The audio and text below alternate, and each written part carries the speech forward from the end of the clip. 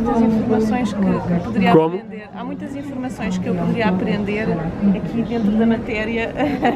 Não, mas eu acho que está cada vez ir mais fundo na abertura, retirando esses tais filtros. Porque nós, para fazermos esta vida do dia a dia, temos que ter filtros, senão impossível, não há adequação à vida de manutenção da vida. Quando nós estamos numa necessidade de manutenção da vida, podemos retirar filtros e captamos coisas que sempre estiveram aqui. Agora, o grande problema, parece-me a mim, é que os filtros estão-se a tornar cada vez mais quase que pesados, e o facto de ela até estar com máscara, nós, mais ousadamente, estamos sem máscara, mas é mais um filtro que está a ser posto sobre nós próprios. Portanto, até que ponto é que, de facto, é fácil deixar os filtros? Acho que é um grande desafio que está neste momento perante as pessoas, porque os filtros, por exemplo, do brainwash televisivo e da net e disso, estão sempre a cair sobre nós. Eu próprio digo isso, eu vou ao Twitter, aquilo é só ondas negativas que são reais, mas que são transmitidas ao vivo, que não chegam às outras televisões, das barbaridades dos terroristas na Síria, ou da barbaridade de Israel com os palestinianos, ou os polícias da Austrália a darem porrada nas pessoas porque estavam sem máscara, ou na América, o que há, e portanto todo esse tipo de coisa. E aqui uma questão, tu falaste muitos filtros. Eu acho que um dos perigos que nós temos um bocadinho é que nós, ao entrarmos num caminho mais de sensibilidade e de cura e de espiritualidade, tendemos a diminuir os filtros. O gajo tende a estar numa mais boa e mais aberto. Está a ser.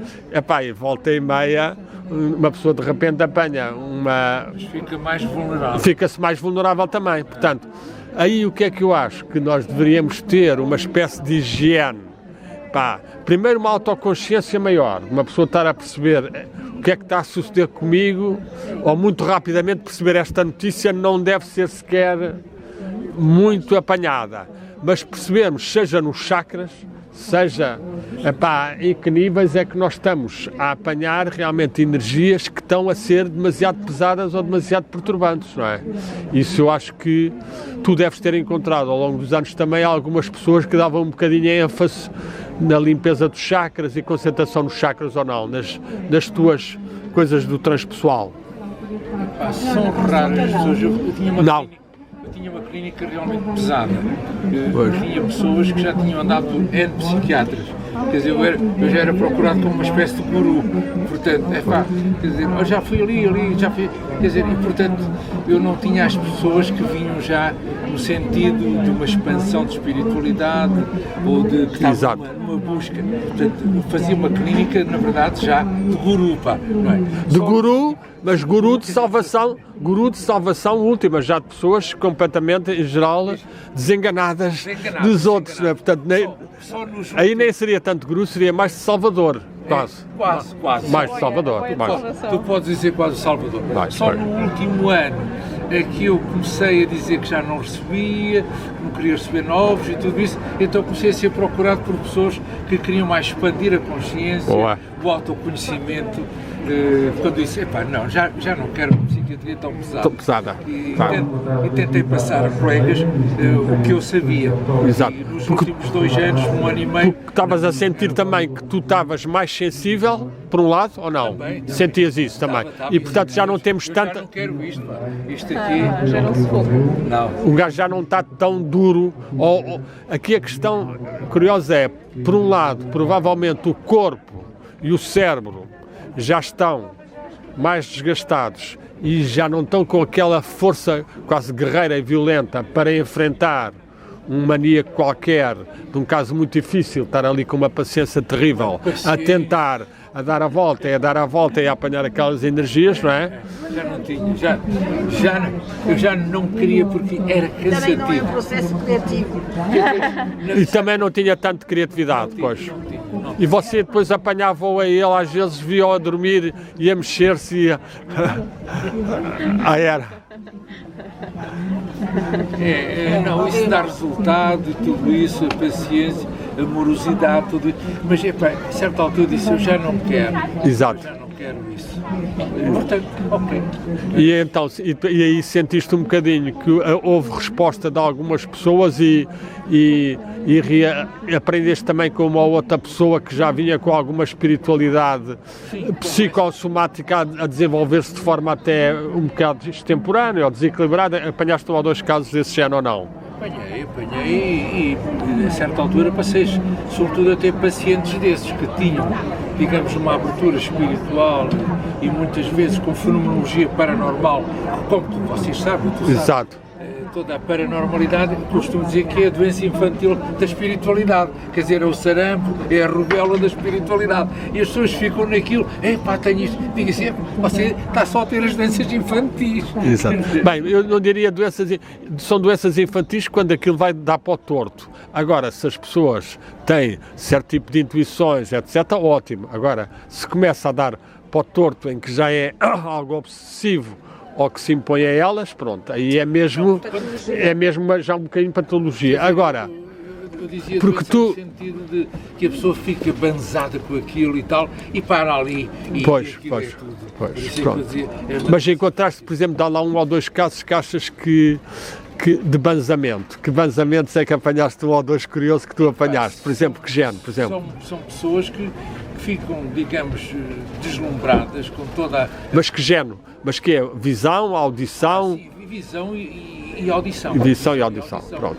E que tu achas que 90% desses casos já é um certo desequilíbrio, de certa forma? Não, ou não? Mas ficavam mas, por exemplo, por exemplo, viam quem? Jesus ou que género, ou qual era o tipo de ocorrência que tu estás a te lembrar?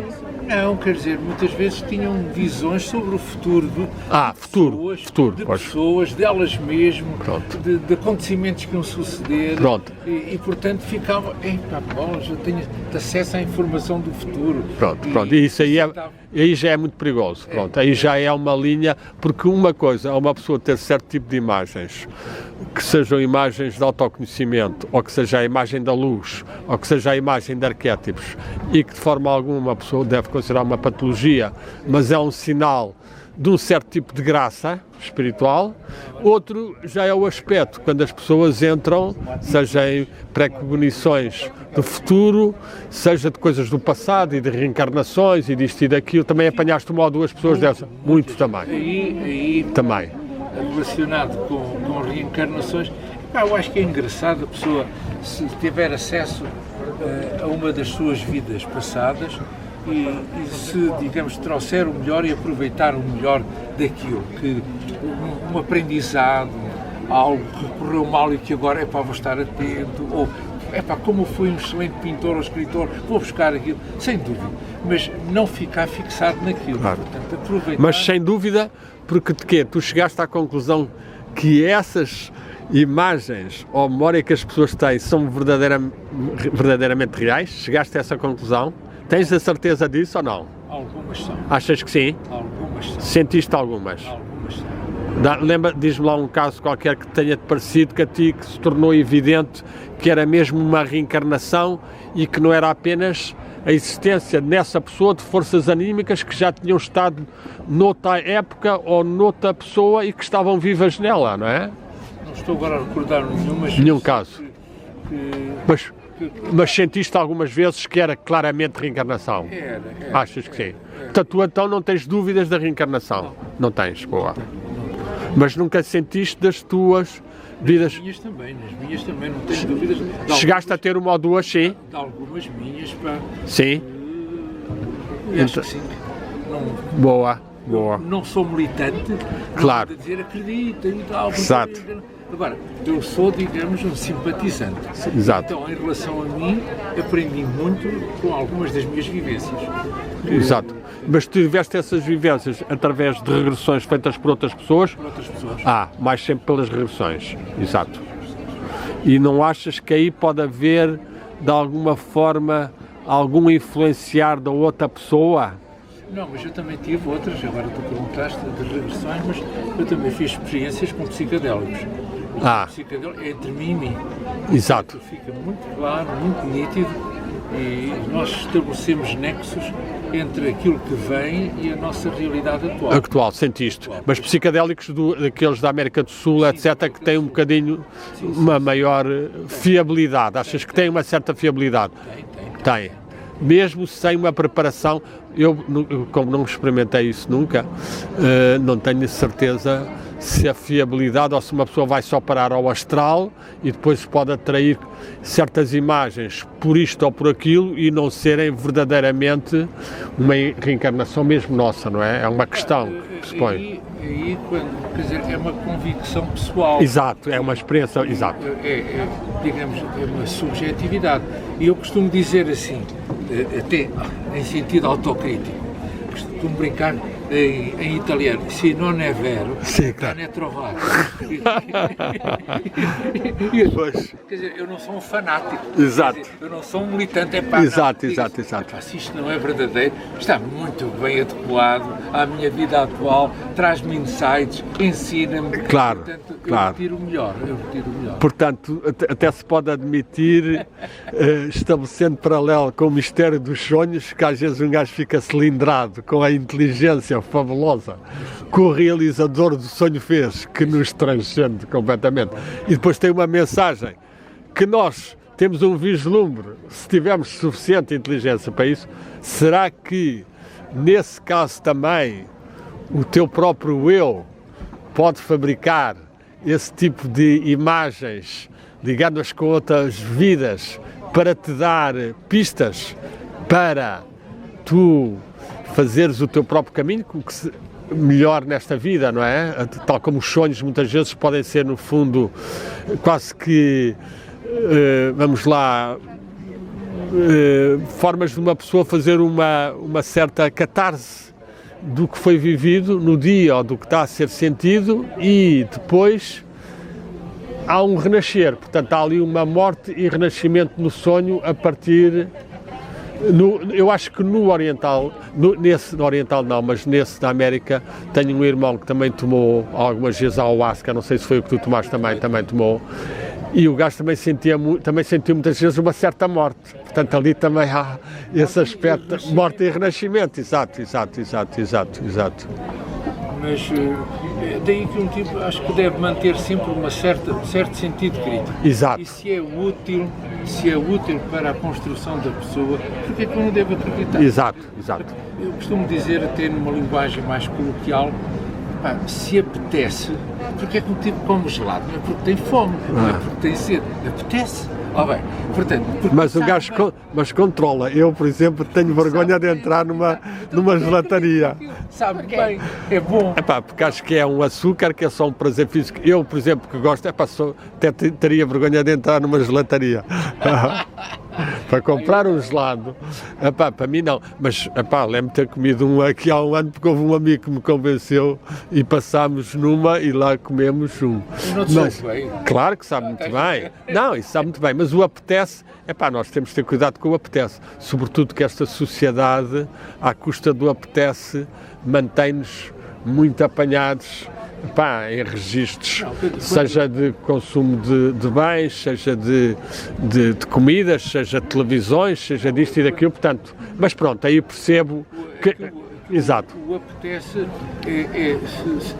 se há um apelo interior, porque não segui-lo, não é? Exato. E nestas coisas, claro, exato. Como? A curiosidade. Agora, a curiosidade também não é uma palavra muito boa. Eu acho que a partir de certa altura não tem que ser curiosidade, tem que ser um espírito de investigação e de percebermos vale a pena. Há um certo tipo de curiosidade, mas uma pessoa tem que ter uma certa conclusão de que os perigos e os riscos de ser enganado ou de ser afetado compensam essa prática que se vai fazer, não é? Portanto, aí uma pessoa tem que ter. Eu, por exemplo, eu acho que não sinto grande atração. Porque conheço várias pessoas, já vi uma ou duas pessoas que levaram uma tareia de todo tamanho, parece que ficam magras durante meses e meses. É uma tareia, pois é. Outras vezes não é nada, outras vezes é só paz.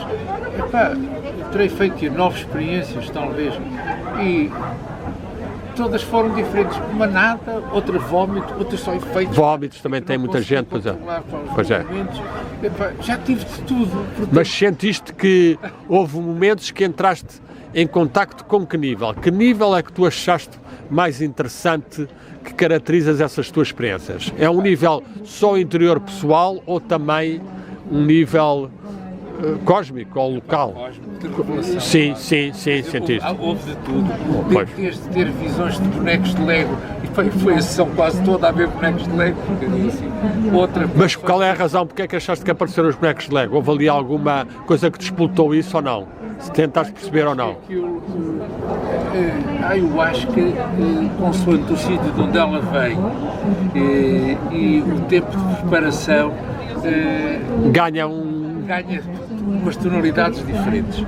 Portanto, aí não estás nada de acordo com aqueles que atacam as tradições homeopáticas, que já podemos falar numa tradição homeopática que diz que os líquidos podem absorver uma certa memória. Tu achas que os líquidos e essas substâncias podem absorver uma memória que vem do exterior, uma energia ou energias que vêm, não é? Estás a dizer isso, de certa forma ou não? Estás a dizer que a preparação vai ter influência? Eu vejo que, por exemplo, no caso da ayahuasca, são duas plantas que são cozinhadas durante 24 horas. E é uma alquimia, um ato alquímico. É um ato alquímico. Mas e mais tempo ou menos tempo, consoante pôr essas plantas com mais de uma ou de outra, provoca efeitos secundários e efeitos reais diferentes. Exato. Mas que ninguém sabe o que é que vai dar. Portanto, ninguém consegue saber. Isso é impossível. Antes não se sabe. Ninguém sabe nada. Está feita ali e diz assim, hoje trouxemos esta do Brasil, esta veio do Peru, esta veio agora de uma região da Amazónia. E a gente não sabe o que é que vai dar. Nada. Não sabe o que é que vai dar. Mais, a do Peru ou da Amazónia, em 3 pessoas, vai dar 3 coisas diferentes também, ou não? Vai dar 3 coisas. Portanto, o interior de cada pessoa é o fator ainda mais importante, também, não é? Também. E depois Mas chegaste a sentir uma espécie de egrégora ou algo superior, comum, ou seja, o facto de estarem ali e se cria ali um tipo de energia ou mesmo a presença de entidades ligadas com as plantas, nós admitimos, eu acredito, pronto, já tive até alguma experiência com os espíritos da natureza ou com os anjos, não é? Portanto, para mim não há qualquer dúvida que existem e, portanto, essas plantas podem estar ligadas com determinadas... Achas que sim? Sim. E chegaste a ver ou sentir alguma coisa? Não. Mas chegaste a estar com alguém que sentisse isso ou afirmasse ou não? Os próprios xamãs e as mulheres xamãs dizem. Essas aí sentem bem. Captam e falam. Não sei se aquilo é tudo fantasia, se não, mas a impressão que nós temos é que há ali uma experiência de muitos anos de contacto com entidades não tangíveis. Exato. E ligadas às plantas. Exato, espíritos da natureza, portanto, exato. A impressão de realidade passa. Só que aqui, provavelmente, quando chegar a Portugal, quer dizer, se uma pessoa tomar numa floresta e com esse tipo de ambiente, será muito mais poderoso esse contacto, não é? Sim, há outros preparados, não é só um fim de semana. Sim, pois já há uma preparação longa muito maior, não é? Pois outra dieta. Alimentação também, etc. Tudo. Mas tu agora disseste uma coisa engraçada. Na verdade, a sessão que tive uma única, o que foi mais de revelação, de coisas sobre o futuro, de coisas sobre o passado, uma viagem e com muita intensidade e cor, foi na natureza. Não boa, foi num tempo, foi na natureza. Claro. Durante o dia. É verdade. A natureza é o grande tempo, é o verdadeiro tempo. Isso, agora que tu chamaste isso, olha, foi aquela mais expansiva, é interessante. Realidade, mais... enfim, foi assim, algo que tocou mais profundamente. Pois é. Olha, agora você pode tirar a máscara neste momento. Acho que chegou à altura. Vou ficar senão não ficam com a minha identidade, não é? Também. Um dia encontram-me na rua e não percebem. A máscara... a sua identidade mostra mais a sua argúcia, porque só com a máscara fica tudo desvanecido. Nós ficamos todos um bocadinho amordaçados, não é? Pois é. Eu acho que agora disseste uma palavra, ainda hoje disse à Rita de manhã, que esta ideia da máscara, há aqui algo de mordaça na população. Total. Não falam, não tocam. É verdade. Parece uma burca. Uma coisa assim estranha. Isto é uma mordaça. Como nós punhamos nos cães para não ladrarem, para não morderem, não é? O açaime. Isto é um açaime. É um açaime Completamente. É um açaime. Eu já tenho o hábito, não é? Por estar o dia inteiro a trabalhar, tenho que usar sempre. Mas quando eu venho para a rua, tento sempre fazer coisas onde não posso usar. E fazer passeios, ao ar livre, se me convidarem para ir para um supermercado, eu não vou porque quero usufruir, não é? Exato. Além disso, eu nem consigo esperar. Depois, fico cansada. Pois é, o problema é esse, é que isto diminui muito diminui a respiração. A diferença na voz. Pronto, agora estou um bocadinho mais, como é o fim do dia, mas eu tenho notado que ao longo destes meses consigo projetar mais a voz. Porque a pessoa tem que Estou a fazer o esforço de falar. Mais alto. Pois. É interessante. Mas eu acho que isto há algo que nos prejudica a saúde. Muito. Ficamos a respirar CO2. Muito mais, exato. E é um... Não pensamos tanto. No outro dia, olha, agora que tenho o teu WhatsApp, posso mandar um videozinho pequenino contra a máscara. Demonstra. Há vários. Para um gajo fuma um cigarro qualquer com a máscara e sai tudo. É aquele Começa a sair tudo. aqueles cigarros de vapo, não é? Exatamente. Que é só, digamos, vapor e ao superar sai tudo. E qual é a tua, já agora mudando de assunto, mas continuando em relação à conversa em que estamos, qual é a tua opinião em relação a este famoso Covid? Tu, como psiquiatra e como um homem que está dentro da medicina e que conheceu muito todos estes meandros das saúdes e das coisas, tens alguma ideia, quer dizer, qual é o teu grau de compreensão que consegues fazer deste fenómeno, seja na sua origem, seja no tipo de políticas, seja nas vacinas, o que é que tu... muito complexo, complexíssimo, exato, muito, ninguém pode ter certezas, nada. Tu tiraste umas palavras, complexíssimo. Pois é. Mesmo. Agora, temos hoje, 6 meses depois, sabemos mais do que quando isto começou. Exato. E, na verdade, atualmente, eu acho que é um exagero esta coisa de medo, de terror, de pânico, de usar a máscara. Hoje sabe-se que a maior parte, quer dizer, de 100 pessoas, 50% não tem sintomas, 48% têm sintomas levíssimos, 2% vão para o hospital e desses 2%, alguns ainda, mais de metade safam-se. Portanto, isto é um vírus muito contagioso, muito, mas não é mais perigoso que o vírus da gripe. Não é? Exatamente. Hoje, por exemplo, não são precisos ventiladores, hoje trata-se com cortisona e um anticoagulante, portanto, daí que eu diria que a máscara hoje não deve ser usada a não ser por pessoas que estejam doentes. Os idosos devem ter cuidado em ajuntamentos e espaços fechados, porque são realmente os idosos com outra doença. Exato, com outras doenças. Senão também não tem perigo. E, portanto, deixar isto correr como normalmente. Acho que as medidas iniciais foram absolutamente necessárias porque não se sabia e começou a haver um afluxo de pessoas aos hospitais. Estourava. O sistema de saúde estourava. Exato. Esse tomar de medidas de gajo fica no ventilador, este não fica. Hoje sabe-se que não era preciso ventilador, hoje, mas 6 meses depois. Portanto, eu acho que hoje que se deveria deixar isto fluir e dizer às pessoas idosas que vivem em lares, têm muito cuidado em lares. Isso é. E as pessoas idosas que andam na sociedade, protejam-se, mantenham a distância, ponham a máscara, mas sobretudo para, de servir quase de exemplo, porque se for um vírus também entra. E as vacinas? Qual é a tua ideia da vacina? O que é que... Tu também não te vacinas? Eu já disse, se fosse obrigatório de fuzil na cabeça, então dizia só que era russa. A do Mr. Putin. Agora não vou meter a AstraZeneca do Bill Gates, que aqui há 1 ano ou 2 queria diminuir, que a população teria que diminuir uns bilhões. E agora anda aí a fazer uma cruzada terrível, que quer vacinar a toda a gente, que já conseguiram vender não sei quantos milhões à União Europeia, que neste momento já comprou 400 milhões de vacinas, quando ainda não está sequer na terceira fase dos testes, não é? Portanto, eu digo, que não, porque viu-se o que foi na última da HN51, a gripe das aves, os médicos e os enfermeiros quase não se vacinaram, e passado 1 ano e meio, 2 é que se viu os efeitos secundários terríveis de infecções cerebrais, síndromes de Guillain-Barré, de coisas que as pessoas ficaram muito doentinhas. Portanto, por causa das vacinas que tomaram. E esta aqui, que é feita à pressa, quando levamos a vacina, fica uma diminuição da nossa imunidade. Exato. Temos a gripe normalita do inverno, aí é que vai ser a razia. Exatamente. Bom, Alexandre, isto é para ti, para tu leres.